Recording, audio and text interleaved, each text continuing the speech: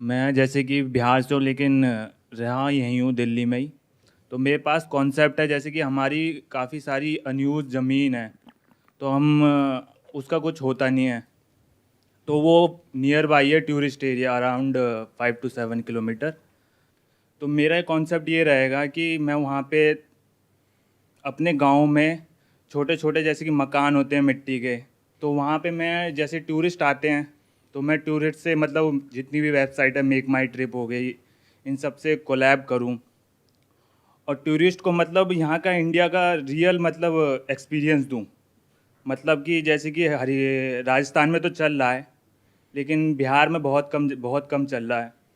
तो मैं बनाऊँ जैसे कि वो आना चाहते हैं तो उनको वहाँ पे रहें, वो मिट्टी के घर देखें, वहाँ पे क्या क्या होता है। जैसे कि उनको नहाना है तो वहाँ पे उन्हें शावर वावर नहीं होगा, हम डायरेक्ट कुएं पे ले आएंगे, उन्हें एकदम यूनिक एक्सपीरियंस मिलेगा। हमारी खेतों में सब्जियां उगेंगी तो डायरेक्ट वहीं पे मतलब हमारी मम्मी मम्मी को तो सब कुछ बनाना आता ही है, तो हम उनको बताएंगे आपको क्या खाना है। जैसे मौसमी सब्जियां होती हैं तो हम अपना मेन्यू तैयार करेंगे, तो उनको जो जो खाना है तो वहाँ का मतलब खाना एक अच्छा एकदम प्रोवाइड करेंगे कि बिहार में जैसे कि क्या क्या फेमस है, लिट्टी चोखा फेमस है। और डेयरी डेयरी होगी हमारी, मतलब 2-3 गाय भैंस होंगी, तो जो डायरेक्ट जैसे कि डेयरी प्रोडक्ट्स हो गए, मक्खन, घी, लस्सी, छाछ, ये सब हो गए। तो मैं ये करना चाह रहा हूँ, टूरिज़्म में जाना चाह रहा हूँ सर। बहुत अच्छा आइडिया है, लेकिन इसमें सबसे पहले आपको ये सोचना है कि क्या जिस जगह पर आपका ये लैंड है, क्या वहाँ पे ऑलरेडी टूरिस्ट आते हैं, या आप ये यस सर। अज्यूम कर रहे हो कि आएंगे? नहीं सर, आते हैं सर। क्यों आते हैं वहाँ पर? ऐसा क्या है, कौन सा अट्रैक्शन है जिसकी वजह से टूरिस्ट आते हैं वहाँ पर? सर वहाँ पे बुद्ध भगवान ने अपनी शिक्षा ग्रहण की थी बोधि वृक्ष के नीचे, गया में। दैट इज़ कॉल्ड बोध गया। उसके तो आसपास ही आपकी लैंड? Yes, 5 to 6 kilometre. तो वहाँ पर जो टूरिस्ट आते हैं बोध गया में, यस सर। वो अलग तरह के टूरिस्ट हैं और अलग पर्पस से आ रहे हैं। और जो टूरिस्ट ताजमहल आता है या राजस्थान जाता है वो अलग है। वहां हो सकता है वो लोग फैमिली के साथ आते हैं, और यहां पर जिसकी आप बात कर रहे हैं यहां पर हो सकता है वो लोग अकेले आते हैं। तो पहले आपको यह समझना पड़ेगा कि यहां जो टूरिस्ट आ रहा है वो किस लिए आ रहा है, उसका मेन पर्पस क्या है, मेन ऑब्जेक्टिव क्या है। इसका मतलब कहीं ना कहीं उसका इंटरेस्ट है बुद्धिस्ट जो ट्रेडिशन है उसके अंदर।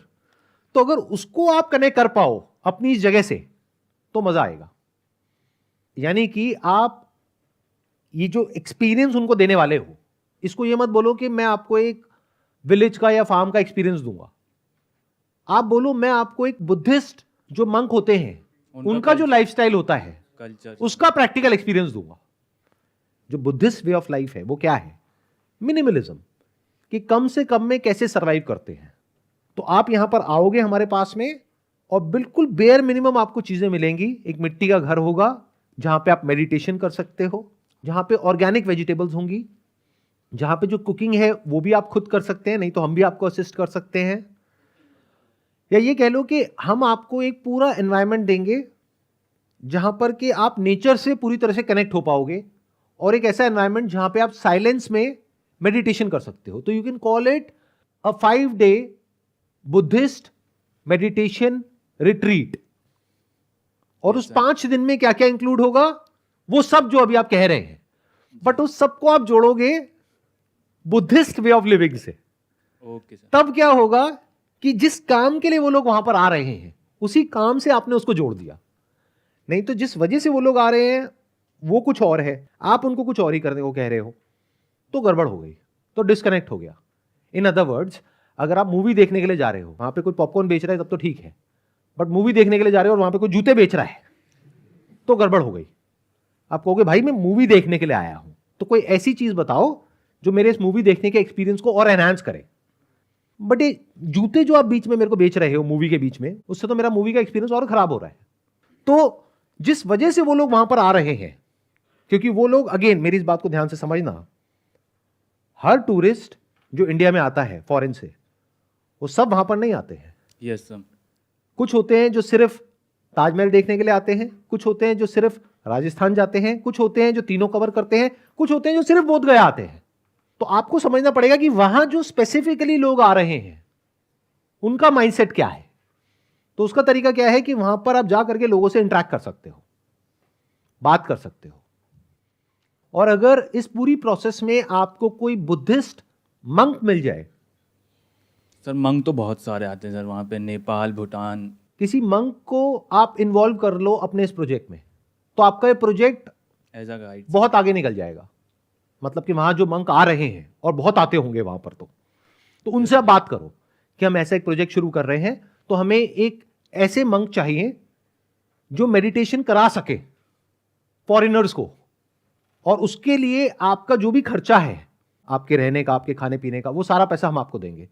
प्लस जो भी वो आपको डोनेशन करना चाहते हैं वो डायरेक्टली आपकी है, जो आप उनको मेडिटेशन सिखाएंगे उसका। हमारा क्या है कि हम एक पूरा स्पेस प्रोवाइड करेंगे। तो स्पेस हमारी हो गई, टेक्निक आपकी हो गई। आप 5 दिन तक उनको ये सिखाओगे। अब 5 दिन क्यों? क्योंकि 5 दिन हर कोई आराम से निकाल सकता है, बल्कि आप ऑप्शन भी दे सकते हो, 3 day, 5 day, 7 day package sir. Package. एक 3 दिन का पैकेज है, एक 5 दिन का, एक 7 दिन का है।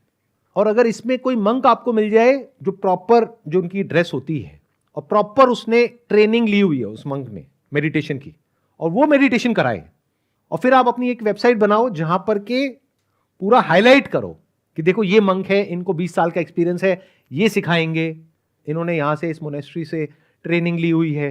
मतलब एक पर्सन को, एक मंक को आप अपने साथ में जोड़ लो, तो ये जो आपका प्रोजेक्ट है इसके सक्सेसफुल होने के चांसेस बहुत ज्यादा बढ़ जाएंगे। और ये कोई बहुत मुश्किल नहीं है, आपको थोड़े से धक्के खाने हैं। इन अदर वर्ड, जो भी वहां पर मंक आते हैं उनसे बात करनी, दर्शन करने के लिए, वहां पे हर एक से बात करनी है। Yes sir. अब उसमें क्या होगा कि 100 में से 99 मना कर देंगे, बट कोई एक होगा जो हो सकता है इंटरेस्टेड हो, तो काम हो गया। Yes sir. अब आपके पास में मार्केटिंग भी जो करनी है वो भी बहुत ही टारगेटेड है। इन अदर वर्ड्स, अगर कोई यूएस में है, यूके में है, वो वहां पर बैठ करके सर्च कर रहे हैं मेडिटेशन रिट्रीट इन इंडिया, तो इमीडिएटली आपकी ऐड आ जाएगी, तो वहां से आपको लीड्स मिलेंगी।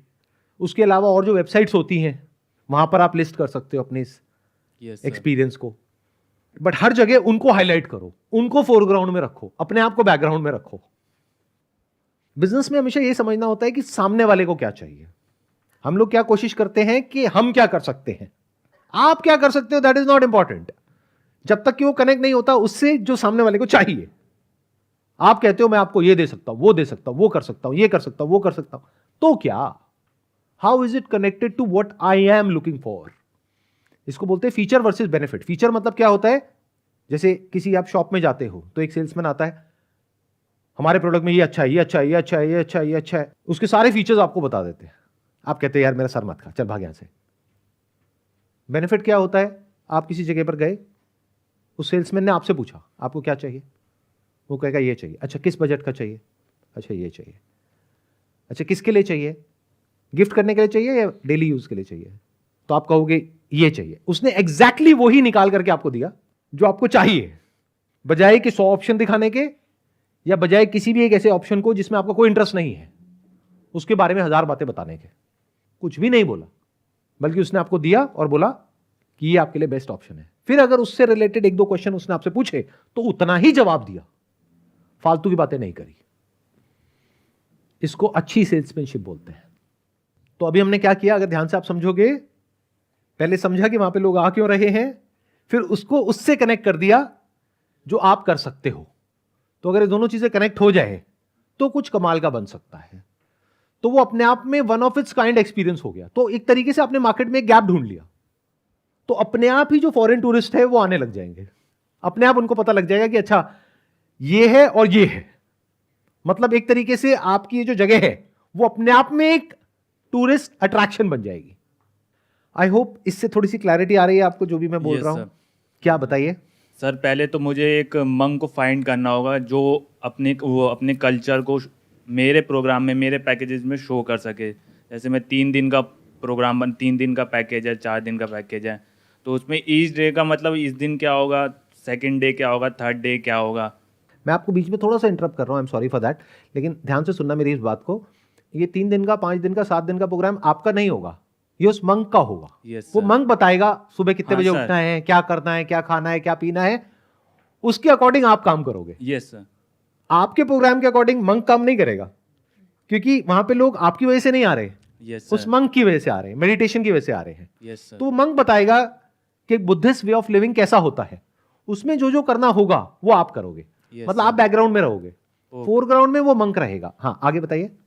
सर फिर जैसे कि नीश कस्टमर को पकड़ना है, जैसे कि वेबसाइट्स के साथ कोलैब करना है, वहाँ पे बताना है, वहाँ पे मार्केटिंग करनी है अपनी, तो वो यहाँ पे आएंगे, फिर उन्हें अच्छा एक्सपीरियंस मिलेगा, तो वो रिव्यू देंगे, तो अच्छा फीडबैक लेंगे उनसे। तो मेन जो पॉइंट है वो ये है कि मंक जो को लोग find- आपके पास में आएंगे वो रिव्यू बढ़िया देंगे। Yes sir. और शुरू में आप प्राइस कम से कम रखो, हाँ सर। ताकि कोई भी आ जाए। जब वर्ड ऑफ माउथ स्प्रेड हो जाएगा, यस सर। जब लोगों के थ्रू लोग आने लग जाएंगे और रिव्यूज आ जाएंगे, तब उसका धीरे धीरे प्राइस बढ़ा दोगे, क्योंकि Yes, sir. फॉरेनर्स के लिए प्राइस मैटर नहीं करता है। हाँ they look for value for money. ध्यान से सुनना मेरी इस बात को, साइकी बहुत अलग है उन लोगों की हमसे। वो नेगोशिएट नहीं करेंगे आपके साथ में, आप $100 क्यों ले रहे हो मेरे से। वो ये देखेंगे कि वैल्यू फॉर मनी है या नहीं है। इंपॉर्टेंट ये है कि जितना पैसा आपने उनसे लिया, क्या उससे ज्यादा की आपने उनको वैल्यू दी, क्या प्रॉपर आपने केयर करी, या आपका ये है कि बस पैसे आ गए अब बाहर में जाओ तुम 3-4 दिन तक, 5 दिन तक। कुत्ते काट रहे हैं तुम्हें तो काट रहे हैं, हमें कोई फर्क नहीं पड़ रहा। मतलब अगर कुत्ते ने काटा तो ले जा करके उसको इंजेक्शन लगवाने का काम आपका है। पहले तो ये काम है कि कुत्ता ही ना आए वहां पे। तो एक्चुअल में उनकी ऐसे केयर करनी पड़ेगी, जैसे कि आप मान लो कि आपकी बहन है, उसकी शादी हुई है, इन लॉज हैं, वो लोग आए हैं 2 दिन के लिए रहने के लिए, तो उनकी कितनी खातिरदारी होती है हमारे यहाँ पे, राइट। Yes sir. हाँ, तो वो आ गए हैं, अब उनकी पूरी खातिरदारी करनी है। ठीक है, ओके सर, थैंक यू। चलिए, wish you all the best, please have a seat.